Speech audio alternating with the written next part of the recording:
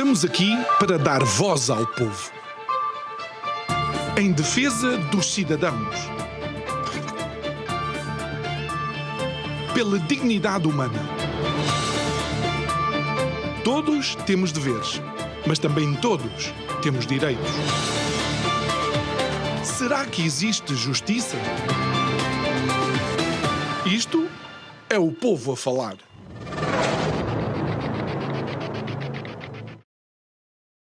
Esperávamos, não esperávamos é que fosse tão cedo. E estou a falar, obviamente, da queda do governo minoritário de Luís Montenegro. Boa noite, meu nome é João Nuno Pinto e isto é o Povo a Falar. Com isto, nós vamos iniciar uma série de entrevistas a representantes dos partidos políticos com e sem assento parlamentar para tentar entender não só um bocadinho aquilo que foi o catalisador da crise atual, mas também o que poderá ser a campanha e quais as propostas para dia 18 de maio, todos nós, eleitores portugueses, possamos decidir em consciência. O primeiro partido a aceitar e, obviamente, em termos de agendamento, a sentar-se à mesa connosco foi o Chega, vem representado pela Rita Matias. Olá, Rita, muito boa noite. É sempre um gosto receber-te e, olha, a minha intervenção teve assim um bocadinho quase de desafio. Nós sabíamos que mais tarde ou mais cedo este governo minoritário, por causa do desenho da Assembleia da República, poderia cair. Não estávamos à espera, era que fosse tão cedo. Boa noite, João. Boa noite a quem nos acompanha a partir de casa. É verdade, infelizmente, e eu gosto sempre de fazer este sublinhado, acredito que não houve maturidade política em março do ano passado de entender o sinal que os portugueses deram nas urnas. Os portugueses rejeitaram o socialismo de uma forma expressiva e há uma queda muito grande. O Partido Socialista passa de 120 deputados para 77, se não estou em erro, e a direita devia ter percebido este sinal, que foi um sinal de que não queriam reforçar um partido que era mais do mesmo, o Partido Social Democrata, que também se manteve com o mesmo número de deputados, criam novos players à direita e é por isto que vão reforçar a confiança quer no Chega, quer na Iniciativa Liberal, e parece-me a mim que todos nós, e também temos que fazer o nosso meia-culpa, devíamos ter tido a capacidade de dar um governo estável. No entanto, há males que acabam por vir por bem. Acabámos por agora, como força política, não estar associada a um governo que ficou fragilizado por uma situação circunstancial e pessoal de Luís Montenegro. Portanto, eu gosto de distinguir. Acho que existiam bons governantes no governo e não podemos generalizar. No entanto, Luís Montenegro acabou por permitir que a suspeição crescesse uma vez mais nas instituições democráticas, e isto é sempre negativo para o povo, e deixou arrastar o país para uma situação que me parece a mim não era a mais agradável e desejada pelos portugueses agora. Todos nós queríamos, acima de tudo, estabilidade, acho que é a palavra de ordem no momento. No entanto, também não acredito que a estabilidade possa existir a todo o custo, e se a estabilidade significa permanecermos numa relação abusiva ou numa relação onde não há confiança, onde não há transparência, onde não há sequer dignidade para poder ocupar certos lugares, então mais vale rejeitarmos a estabilidade e procurarmos novas soluções, e por isto vamos a jogo novamente, tentando fazer, espero eu, um combate acima de tudo de ideias e não de pessoas, porque isto não dignifica os eleitores e não dignifica as nossas instituições. Rita, e uma vez que mencionaste isso, uma das grandes preocupações de comentadores, dos jornalistas e do povo em geral é a qualidade desta campanha, que pode de facto ser uma campanha que se torne realmente não uma campanha de ideias, mas uma campanha de ataques pessoais. E vejamos, por exemplo, isto que está a acontecer de Luís Montenegro querer processar o Chega por causa de um cartaz político. Eu acho que todos temos que fazer um esforço para nos centrarmos no combate das ideias. Naturalmente, nós damos a cara por partidos e fazemos parte de um grupo, e eu tenho muito orgulho do partido em que faço parte, mas acho que depois todos nós devemos fazer também um contributo individual e perceber como é que podemos trazer esclarecimento, qualidade, e, portanto, nas minhas páginas, na minha comunicação, tento não adentrar por questões que possam ser só meramente a crítica pessoal. Acredito que é é possível e é necessário criticar muito várias das questões que Luís Montenegro apresentou, não só ao nível da falta de transparência, até a forma como se dirigiu às vezes num tom jocoso à Assembleia da República, dizendo que tinha mais que fazer do que responder aos deputados, ou quando pedíamos certos esclarecimentos, prestar esclarecimentos absolutamente aleatórios e irrelevantes, como por exemplo, a dado momento descrevia que tinha terrenos que custavam 20 cêntimos no Raval e em Vila Real e em Bragança, mas que na verdade não era aquele o cerne da questão. O cerne da questão era se existia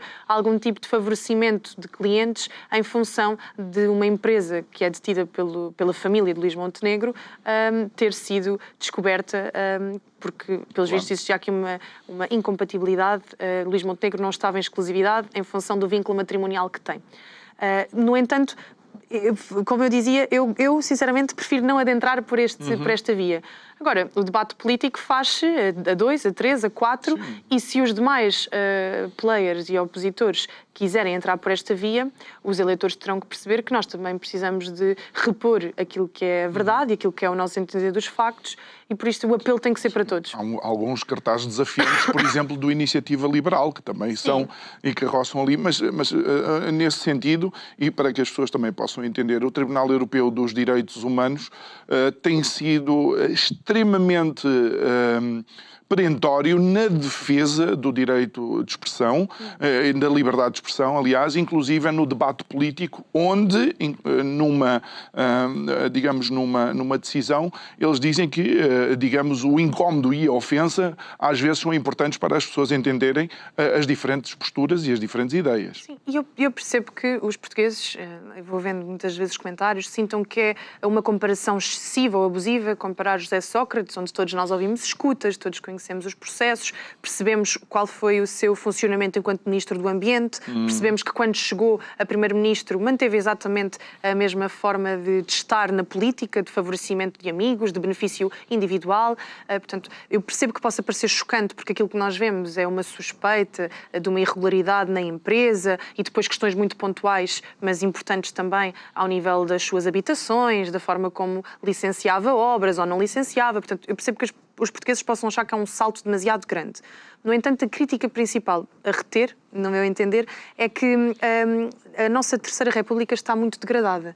Dos anos 80 para a frente foram N o número de escândalos. Nos anos 80 houve um escândalo com a Rádio Macau, com Macau, aliás, onde chegavam malas com dinheiro a determinados partidos e a determinadas pessoas em particular. Depois tivemos o caso Casa Pia, que abalou a justiça portuguesa e a confiança nos políticos e até na separação de poderes que devia existir e que se provou que não existia à data.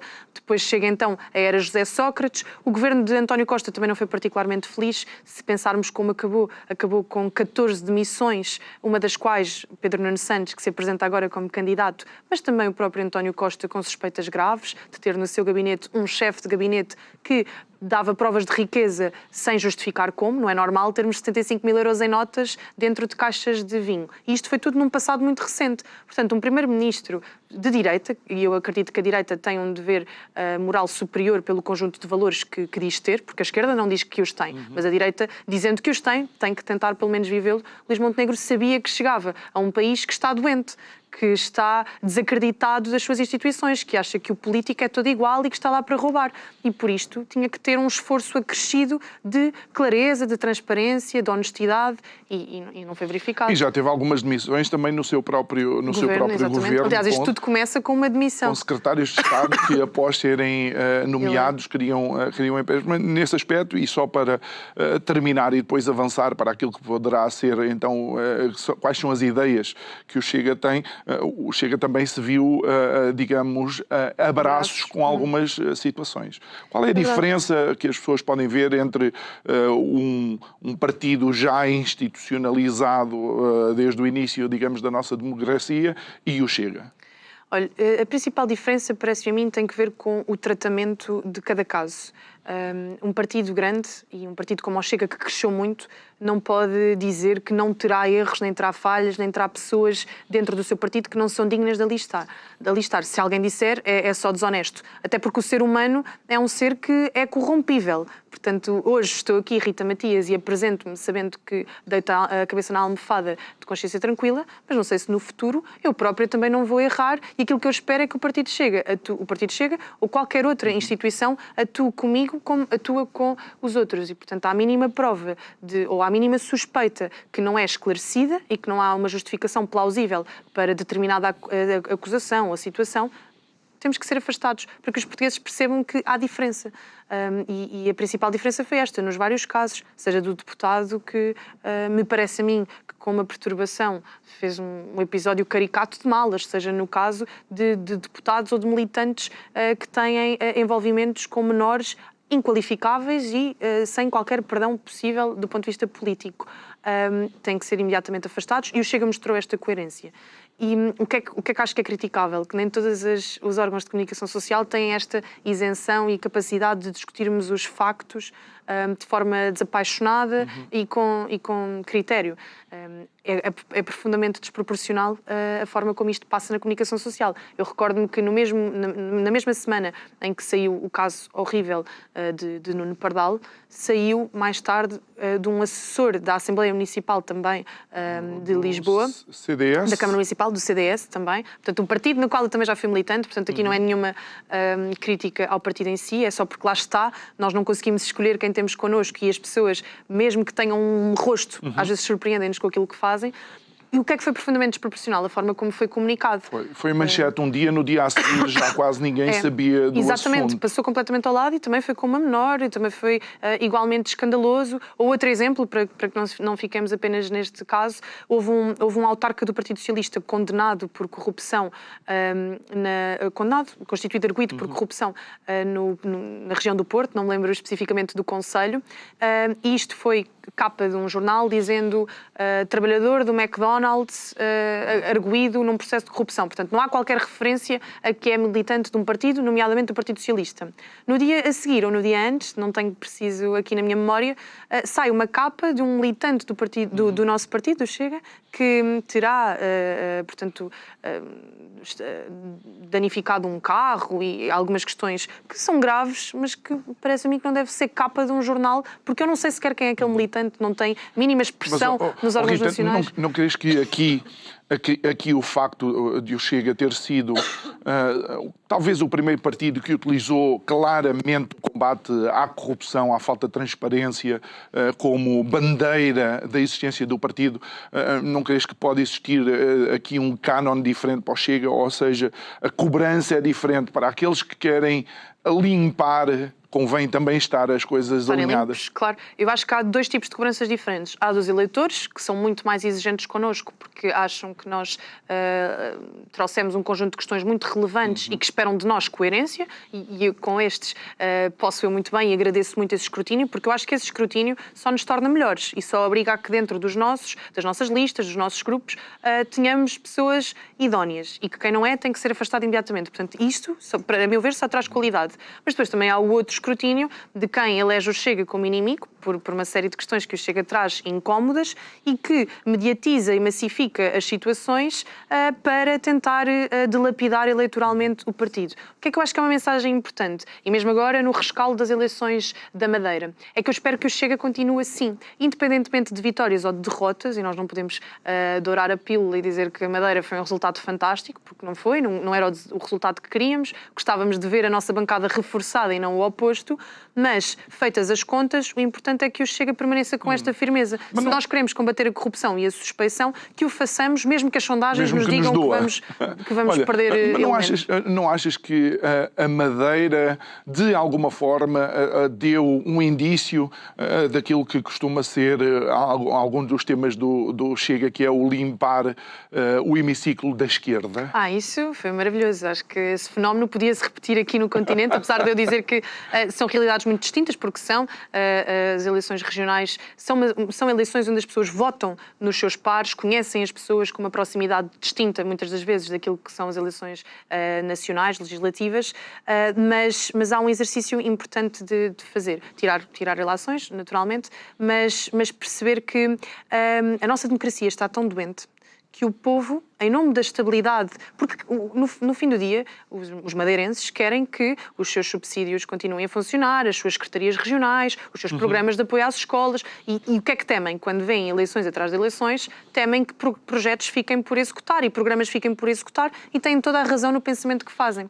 Agora, nós estamos tão doentes que às tantas já preferimos fechar os olhos a uma pessoa que tem manifestas provas de riqueza inexplicada, de suspeitas de favorecimento de certos negócios de amigos, etc. E é tudo tão público que me preocupa. E que é arguido. E que é arguido e que sabe e que a dado momento se retirou desta campanha. Acho que é a primeira vez que vemos uma campanha onde não vemos Miguel Albuquerque em outdoors. E, subitamente, mudou de mensagem e dizia que, afinal, o que é importante na política é a mensagem e não o mensageiro. Ora, quem faz isto, parece-me a mim, se calhar vou fazer um salto que alguns eleitores não acompanham, mas é a leitura que faço, digo eu que não percebo nada disso, conforme diz esta caneca, parece-me a mim que é um reconhecimento de que sabe que não é a pessoa mais idónea e certa do ponto de vista ético para ali estar. E o que é importante que os portugueses percebam, e aí possam fazer um salto também para aqui, que é, independentemente dos resultados das urnas, que eu respeito, não é o voto em urna que nos torna mais éticos ou menos éticos. Portanto, nós podemos ter maiorias absolutamente desastrosas do ponto de vista da integridade de quem lá está. Recordo que António Costa, José Sócrates e outros que tal foram todos eleitos por maiorias. Portanto, sinceramente, o povo tem toda a capacidade de se expressar e é bom que se expresse, mas isso não legitima um primeiro-ministro do ponto de vista ético. Já viste o drama do povo português, que tem como um dos candidatos é um ex-primeiro-ministro que deu poucas ou nenhumas explicações, e o outro é um ex-ministro que poucas ou nenhumas explicações deu também.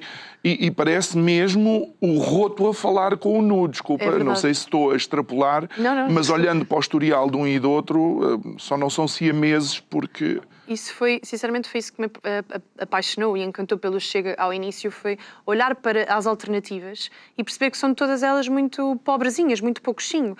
Luís Montenegro, conhecem os factos, são recentes. Mas Pedro Nuno Santos, que se apresenta agora como quer um Portugal inteiro e com um ar muito estadista e que afinal foi ele o garante da tentativa de estabilidade no Parlamento porque rejeitou moções de censura, porque aprovou programas de governo, na verdade sabe que o faz porque também está muito fragilizado. Todos nós temos memória de como geriu o caso da TAP, o dossiê da TAP, como fez, permitiu indemnizações por WhatsApp chorudas a alguém que afinal não merecia essas indemnizações.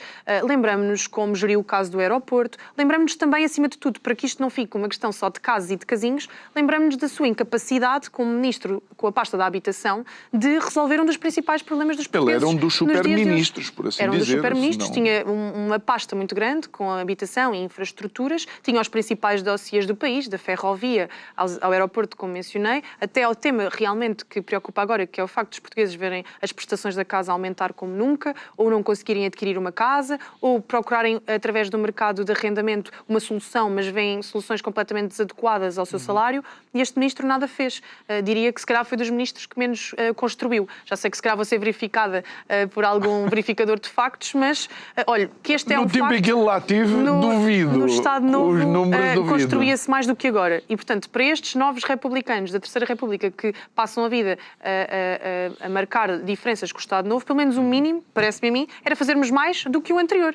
E, infelizmente, não o fizemos. E isso é condenável. E lamento pelos portugueses que as opções em cima da mesa sejam essas. E é neste sentido que penso que, se calhar, temos agora uma oportunidade de fazer qualquer coisa de diferente. E qual é que vai ser o foco? Em termos de comunicação, Rita, achas que a questão da corrupção vai ser a alavanca que vai ajudar o Chega a manter o grupo parlamentar, a aumentar o grupo parlamentar? André Ventura apresenta-se como candidato a vencer. É uma coisa que ele faz sistematicamente. Sim, e tem de o fazer porque, lá está, temos um roto e um nu e perante esta pobreza de candidatos e também sabendo a forma como o Chega foi crescendo ao longo dos últimos tempos, o André Ventura tem um discurso vitorioso ou não consegue voltar a mobilizar um eleitorado que é um eleitorado diferente. O eleitorado do Chega e as eleições europeias, por exemplo, ou eleições autárquicas, permitem-nos ter esta conclusão.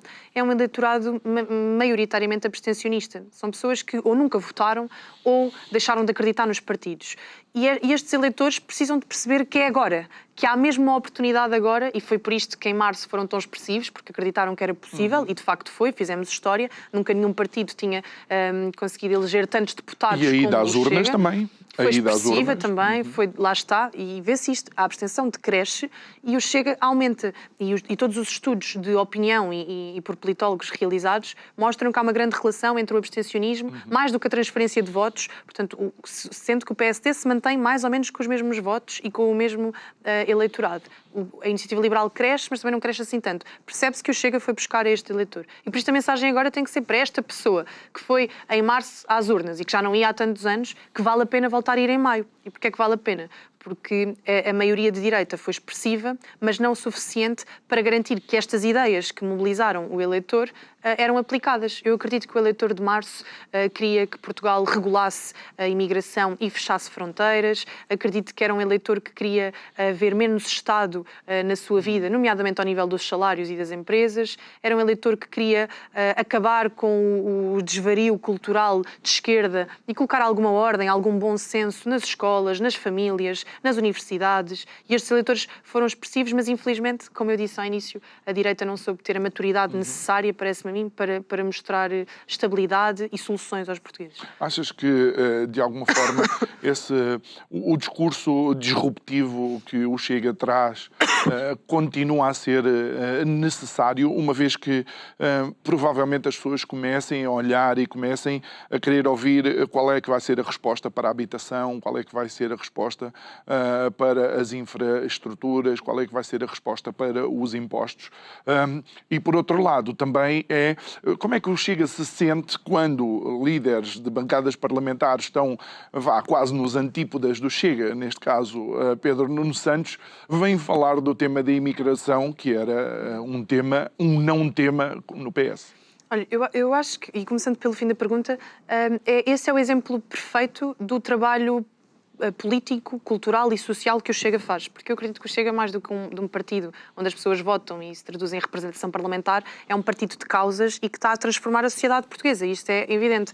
Há 5 anos era impossível falar do tema da imigração, que começavam logo a surgir as brigadas do politicamente correto, que queriam trazer questões como o racismo, o colonialismo para cima da mesa, sabendo que são questões completamente distintas.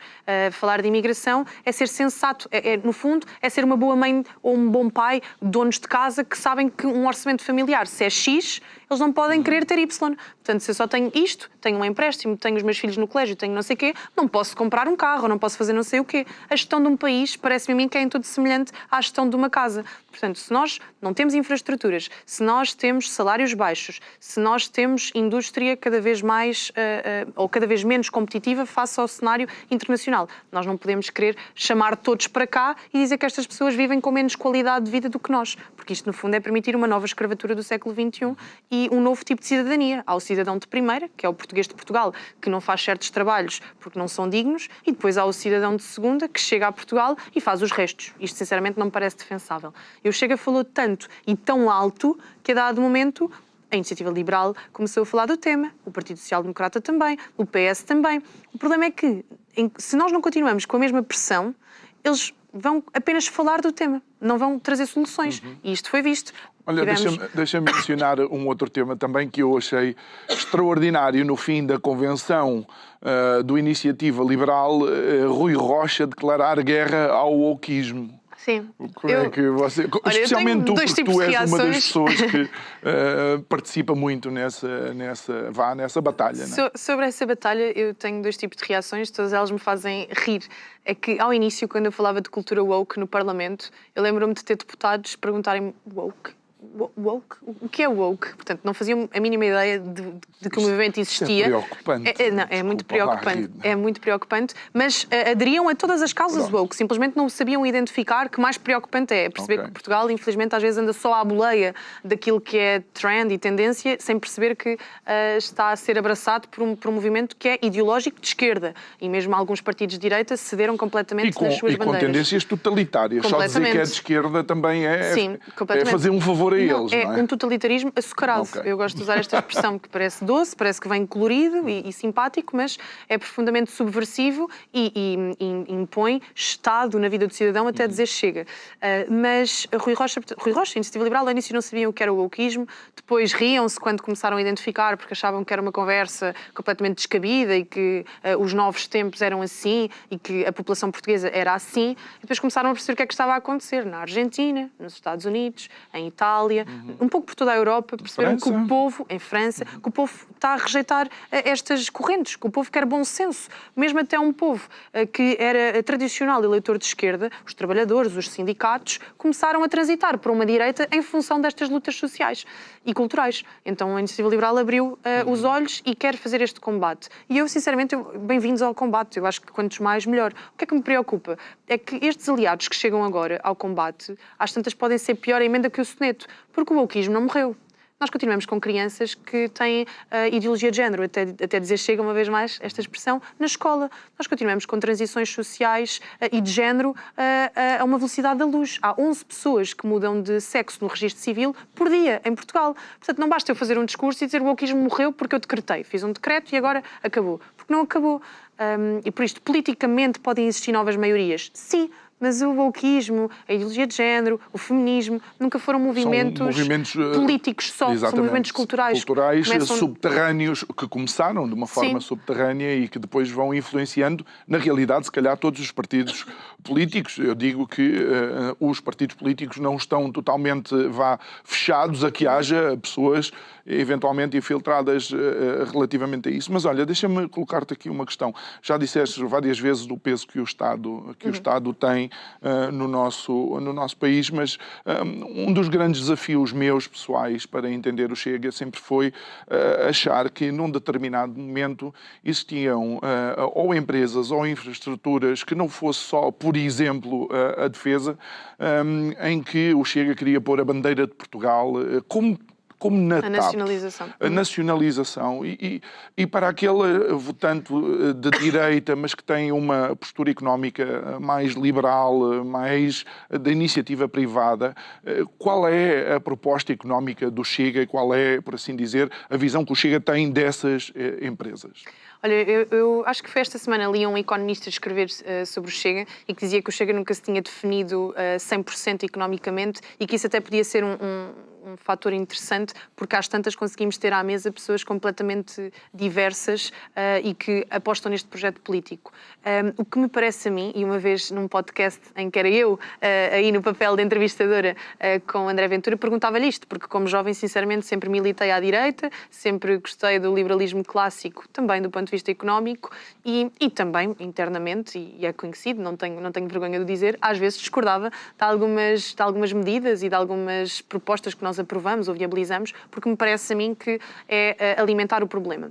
E o André Ventura fez-me uma analogia que me fez sentido, que foi, no fundo, Portugal é um país que desde sempre, desde a monarquia até agora, sempre teve muita presença do Estado na vida do cidadão. Tanto que eu acho que nós infelizmente temos este pensamento, que acontece-nos um problema, furamos o pneu, temos um problema na canalização, o que seja, a primeira questão que fazemos é como é que a Câmara Municipal, ou como é que o Estado, ou como é que não sei quem me pode ajudar, antes de termos este princípio de subsidiariedade, iniciativa de resolver as questões. Então o André fez uma analogia que era, isto é como um toxicodependente que teve demasiados anos de consumo de uma substância muito pesada. Ele não pode tirar a substância de um dia para a noite, porque isso vai ter impactos muito grandes do ponto de vista físico, físico, emocional, do bem-estar, vai provavelmente recair, e quem percebe destas áreas das dependências sabe que é assim. Então, normalmente, o que se faz é começar a administrar doses mais curtas ou com outro tipo de substâncias como forma de tratamento até chegar-se onde quer, que é que a pessoa esteja... Mas a TAP... A TAP, à data. Essa é que é a questão. E com tantas mudanças de sentido de voto. Depois o Chega e o PCP encontram-se porque a ideologia política, de facto, é um círculo, não é? E às vezes quem está mais nos extremos, e quando eu digo extremo, digo se a linha política fosse a direito, encontram-se nestas coisas. Será que é mesmo necessário para Portugal ter uma companhia aérea nacionalizada? É assim, este é um dossiê importante, até porque agora já se fala na venda da TAP, e é importante perceber que os portugueses investiram muito dinheiro dos seus impostos e que neste momento ainda não se garantiu a sua portanto, a devolução, ao contrário de companhias como a Lufthansa. Mas um dos candidatos já disse para a gente esquecer o dinheiro. Não sei se recordam uma intervenção do Pedro Nuno Santos lembro, a dizer para esquecer o dinheiro. Para ele, esse dossiê, quanto mais rápido se livrar, melhor, mas os portugueses merecem ver esse dinheiro ressarcido, e há exemplos como a Lufthansa que foi capaz de o fazer, e portanto Portugal pode seguir exatamente essa pisada. Acho que a data, quando Chega esteve ao lado desta nacionalização, era num sentido de manutenção de postos de trabalho, sabendo que a TAP tem milhares de pessoas entre empregos diretos e indiretos que são impactadas pelo mesmo, mas acima de tudo, e eu aderi sempre a este argumento, mesmo não sendo o meu favorito, a minha posição política favorita, de que há rotas estratégicas que privados podem não querer manter. E essas rotas passam pelas nossas ilhas, nós sabemos que temos uma condição ultraperiférica, e passam também por outros pontos europeus que nos podem interessar, europeus e não só, até com as nossas comunidades, pode-nos interessar ter determinadas rotas que os privados poderão não querer garantir porque não é viável economicamente. E esta posição parece chocante, mas é real, da mesma maneira que os CTT, estando do lado do Estado, garantem que não se fecha aquele posto que está lá em Freixo Espada a Sintra e parece que já não há quase habitantes nenhuns, mas é aquilo que mantém viva ali minimamente a vida daquela comunidade. Mas já para a saúde, vocês continuam e são um dos viabilizadores das PPPs na área da saúde, que na realidade já deixam muita saudade aos utentes de alguns dos hospitais. É verdade, apesar de, e antes que seja verificada, não termos estado ao lado a dado momento, eu por acaso não estou na área da saúde, não me recordo qual foi a PPP que esteve em questão, mas recordo-me que o Chega não viabilizou porque não concordava com os termos em que as questões estavam postas, e para nós é muito importante que fique claro o que é investimento do Estado, o que é investimento privado e o que é investimento do cidadão, e portanto não houve clareza naquela proposta em particular, mas somos favoráveis porque uma pessoa acima de tudo tem que ter acesso a cuidados de saúde. Pouco importa se é privado, se é social, se é público, parece-nos que tem mesmo que existir uma parceria, porque o nosso Serviço Nacional de Saúde está completamente dilapidado e as pessoas estão cada vez mais insatisfeitas. Eu estive agora esta semana no Algarve e às tantas dizia-me um dos pescadores, estava com jovens pescadores da minha idade e sinceramente gostei imenso da conversa, do pragmatismo que têm, da vida que levam, e dizia-me assim, olha, se agora a Rita cair aqui, provavelmente o hospital mais próximo para acolher, se partir o braço, uma perna, é em Lisboa. Porque o hospital universitário está sobrecarregado, porque não há ambulâncias não sei para onde e, portanto, se calhar vai recambiada para Lisboa. Isto é impressionante. Por interessante que pareça, a província de Algarvia é que tem maior número de hospitais e clínicas privadas do país. Mas que depois a realidade, por acaso é o distrito onde o Chega tem o melhor resultado, e acho que não é por acaso, é que a realidade do Algarvio de Gema é uma realidade difícil. É um distrito que vive ali com um grande pico económico durante 4 meses, ali associados ao verão, mas depois, pela forma como nós também, como decisores políticos, desinvestimos da região, acaba por não conseguir ter competitividade noutras questões. Às tantas, voltando aqui ao tema dos pescadores, diziam-me estes jovens que estão super indignados com o facto de termos cedido a nossa cota de pesca de atum, e o atum é um pescado caro, que traz, de facto, rendimento aos pescadores, e nós cedemos a nossa cota à Espanha. E eu acho que faz falta... Não na totalidade, mas uma parte significativa. Todos os dias, e para as pessoas que não sabem, ainda há atum que todos os dias sai dos nossos aeroportos para os principais restaurantes japoneses. Isso que é não tenho dúvida. É uma declaração, de facto, do potencial e da capacidade que nós temos de chegar. Lá está um país onde, noutros tempos, também fomos os primeiros europeus a lá estar. Olha, mas só na senda da pesca, só para dizer, nós agora que fomos sempre os grandes exportadores de bacalhau, neste momento estamos completamente dependentes de outras geografias, como a Noruega, e é triste perceber que nós desinvestimos daquilo em que éramos mesmo bons, agricultura, pesca, pecuária, fomos desinvestindo e tornando-nos Estás a dizer isso do bacalhau e da Noruega. Sabes porquê? Porque eu tive conhecimento de uma professora, alguém que estudou e se formou para dar aulas aos nossos jovens, que depois, num determinado verão, foi até à Noruega trabalhar numa fábrica de bacalhau para arranjar algum dinheiro e nunca mais de lá saiu, escolhendo preferir ficar numa fábrica de bacalhau da Noruega a vir para aqui e ser professora. Não achas que isto demonstra também o desequilíbrio social que vamos tendo? Demonstra. E é triste perceber que nós temos jovens qualificados. Saiu um estudo, nós sabemos que há 30% de jovens que estão fora do país, mas saiu um estudo sobre a Universidade do Porto que dizia que 70% dos jovens da universidade pensam em emigrar. Portanto, isto é dramático. Nós temos mesmo uma ferida que não estamos a conseguir estancar, que é o tema da imigração jovem, porque lá fora um jovem a trabalhar numa fábrica ou a servir à mesa ou como condutor consegue ter um salário completamente acima do que da média portuguesa. E em termos de aquisição de bens, também consegue fazê-lo com muito mais facilidade do que aqui, nomeadamente casa, habitação. Sem dúvida. E eu voltava ao exemplo destes jovens que me impactaram mesmo. Jovens pescadores que estão a tentar ter o seu pequeno negócio e que diziam que às tantas a única razão pela qual permanecem em Portugal é uma razão umbilical. É o afeto que têm à terra, porque sabem que economicamente, socialmente, culturalmente, teriam 1000 oportunidades lá fora e, portanto, são eles que estão a tentar dar uma oportunidade à sua terra e criar oportunidades para a sua terra, porque enquanto eles têm uma embarcação, conseguem empregar 4, 5 pessoas ali. E ouço isto, sinceramente, com dor.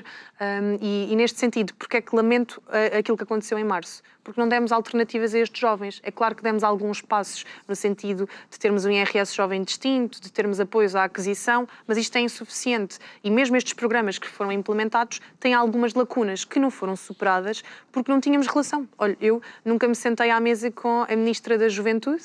É certo que, a dado momento, a Ministra tentava estimular e que o Chega estava presente, mas a partir do momento em que começou com aquele tema das pessoas que menstruam e das pessoas com útero e portanto, a abraçar ela também este wokeismo, que sinceramente não me faz sentido à direita, perdemos o elo de ligação e teria sido importante, se calhar, olharmos para todos estes programas e tentarmos dar respostas mais adequadas aos jovens.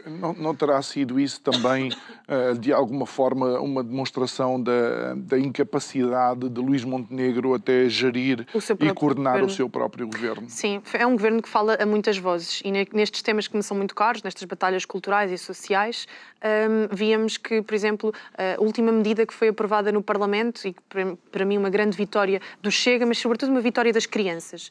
E, para ser honesta, porque eu gosto de dar o seu ao seu dono, dizer que o deputado do PSD, que concorre no mesmo círculo que eu, portanto, é quase dar um tiro nos pés, estar a falar nele, mas é um adversário que foi honrado. O Bruno Vitorino fez um grande trabalho na defesa das crianças. O CDS também teve um papel importante nesta defesa, com o Paulo Núncio, com o João Almeida, e nós conseguimos viabilizar a proposta de fim das casas de banho mistas. Portanto, agora compete ao Ministério da Educação de implementar isto nas escolas, de fazer um levantamento de todas as escolas onde isto existe e acabar, devolver a normalidade às escolas. Não achas, uma vez que tens essa capacidade, que de facto é saudável na política, que não se vê de reconhecer a qualidade dos outros adversários, não achas que, por exemplo, é dramático ver Luís Montenegro deitar fora alguém que eu considero, e muitos analistas, um dos melhores ministros da Educação no momento em que nós tínhamos? Que está-se a referir agora ao atual... Fernando Alexandre. Fernando Alexandre, mas só uma nota sobre este ministro. Este ministro, que é impecável do ponto de vista da gestão escolar, da visão para o ensino superior, estou muito alinhada com ele em muitas coisas. Do ponto de vista doutrinal, vamos dizer assim, essas questões passam-lhe um pouco ao lado. Não é muito vivo nesta expressão. E por isto é que eu estava a dar este exemplo. Luís Montenegro... Talvez não fossem os temas logo necessários para a educação, não crees? Os professores... escolas e algumas infraestruturas que sem necessitam dúvida, e de com o ensino intervenção. superior que não está neste momento estratégico e que pode vir a ser mais conciliar com o mercado de trabalho. Portanto, eu acho que o Ministro estava a fazer um bom trabalho tanto quanto possível, mas o que é que eu ia dizer? Era que Luís Montenegro tinha duas realidades. Tinha um Ministro que, mesmo sabendo que o Parlamento recomendava estas coisas, não queria ouvir.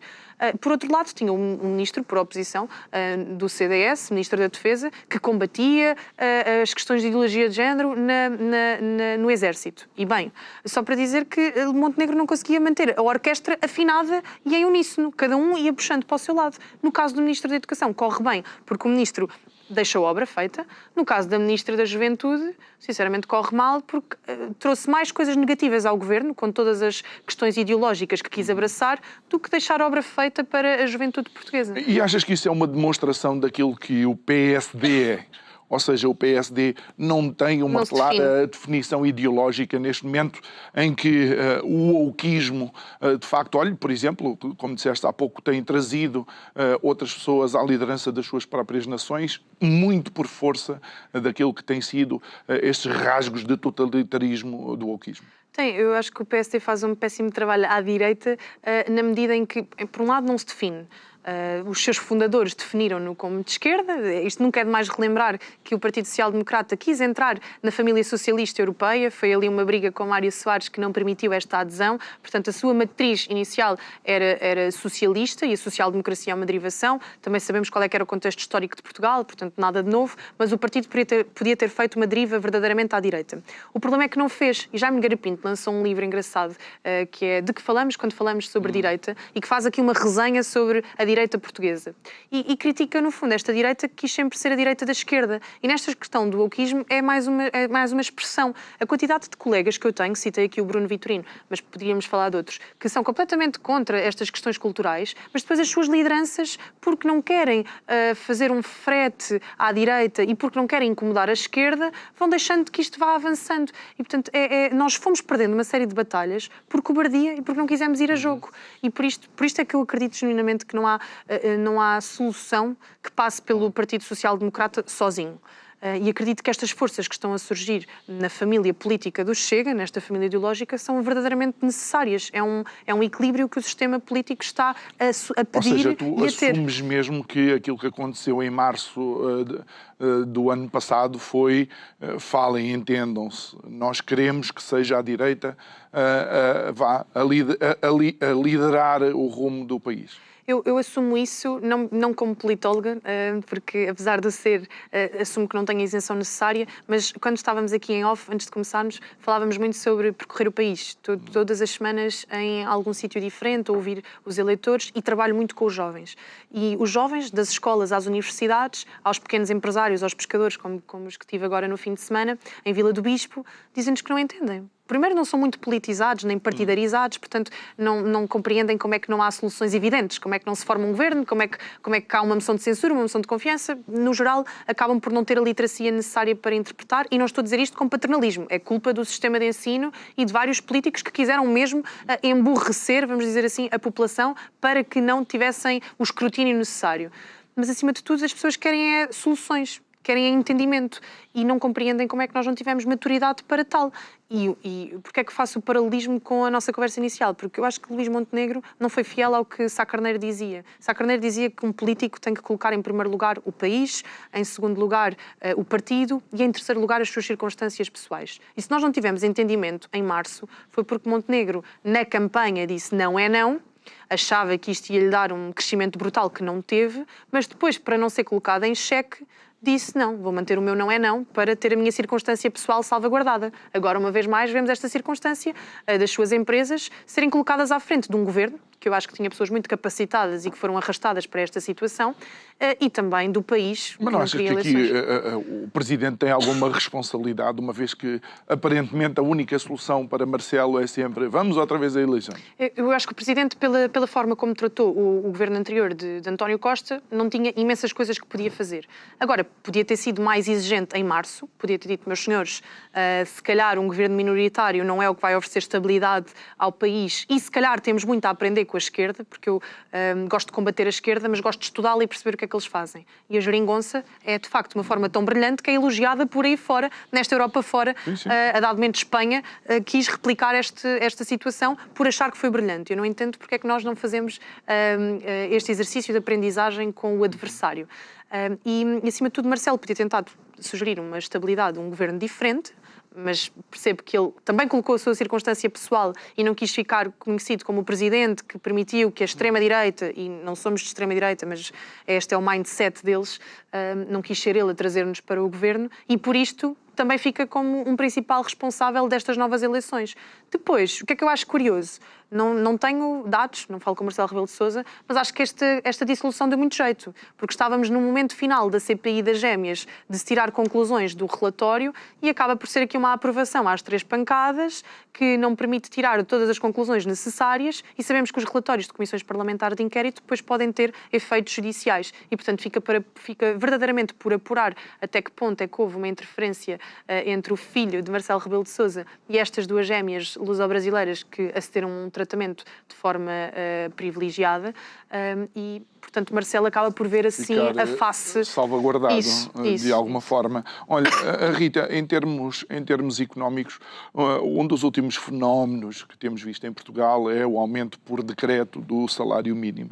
Eventualmente que isso possa ser benéfico às pessoas, embora não exista uma correlação, na realidade, com o aumento do poder de compra, aquilo que vemos é o nosso salário mínimo cada vez mais próximo do que era o salário médio. Exatamente. Sim. Como é que as escolhas económicas ou setoriais para o país podem mudar esta tendência? Olha, porque acho que o meu contributo pode ser diferente do que a maioria e acho que há outros decisores políticos à direita que falam bem sobre o tema.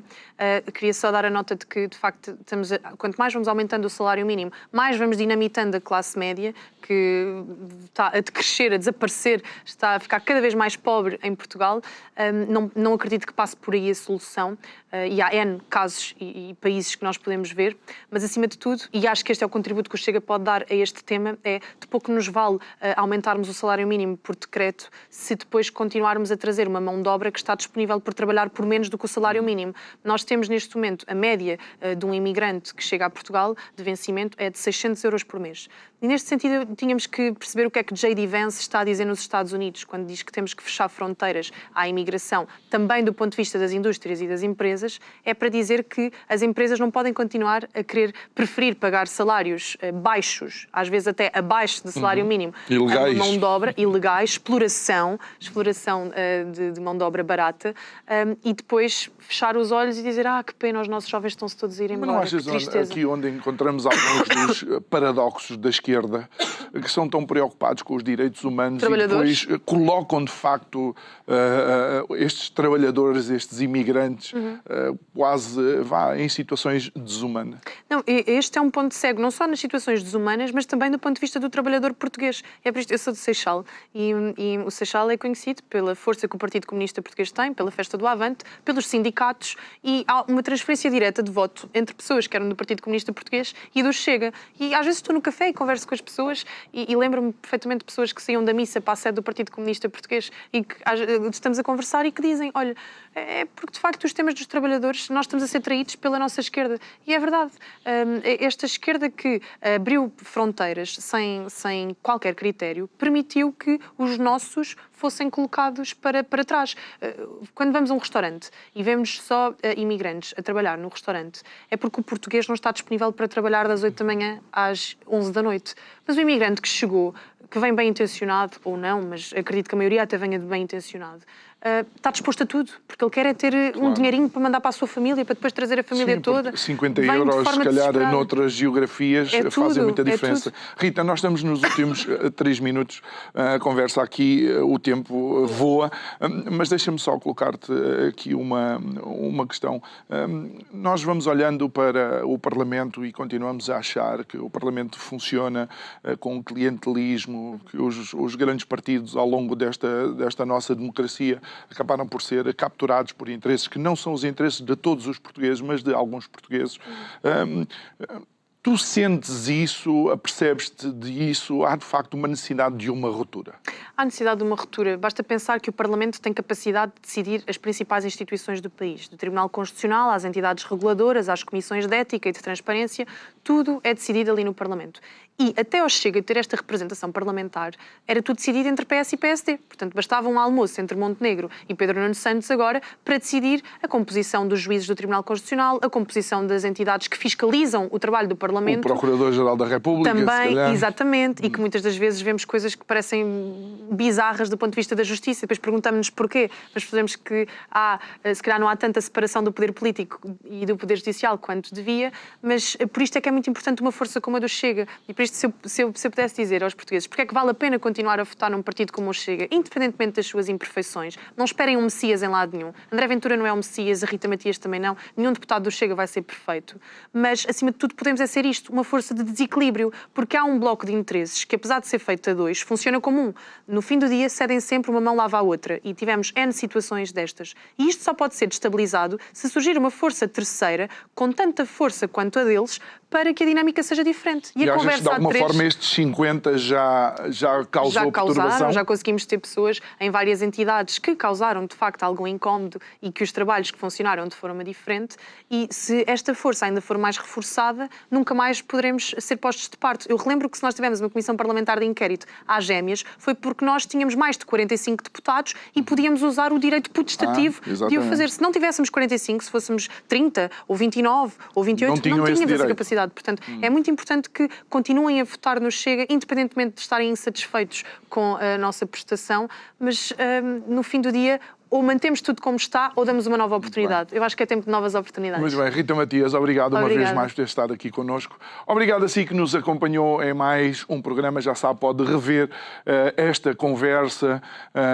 subscrevendo o nosso canal de YouTube. Vá lá, clique no sininho para receber a notificação. Se você gosta de ouvir as conversas enquanto está a levar os seus filhos para o trabalho ou enquanto... Para o trabalho não, para a escola e você para o trabalho, já sabe que logo às 6 da manhã temos em formato de podcast nas principais plataformas de podcast.